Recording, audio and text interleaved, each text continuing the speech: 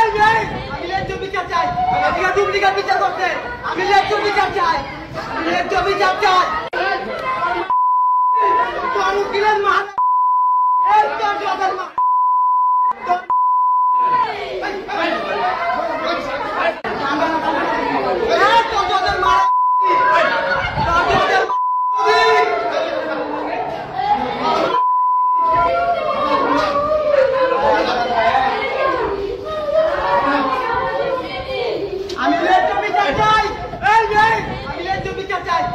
Duplicate বিচার করতে আমি ন্যায্য বিচার চাই।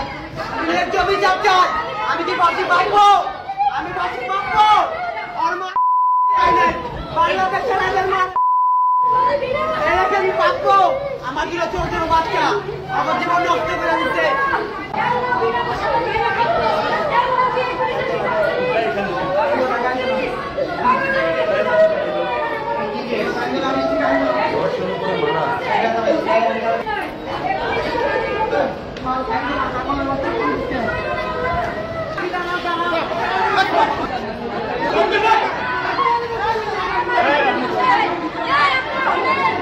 ভিডিওর স্ক্রিনে থাকা লোকটাকে এতক্ষণে আপনারা চিনেই গিয়েছেন। যদি না চিনে থাকেন তাহলে সংক্ষেপে বলি, এই লোকটা হচ্ছে একটা নারীর ইজ্জত হননকারী।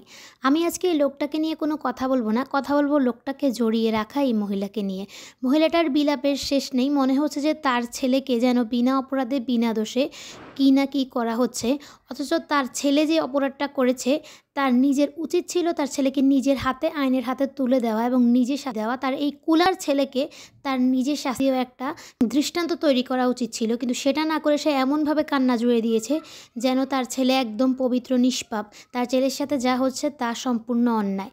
এরকম মহিলাদের কারণেই অপর একটা মহিলার সাথে এরকম কোনো কিছু ঘটে, এমন কিছু হয়। এই মহিলাগুলোর কারণে কোনোদিনও তার ছেলেগুলা তাদের সঠিক শিক্ষা না দেওয়ার কারণে তার ছেলে কিংবা স্বামী হোক তারা কখনো ভালো পথে আসে না।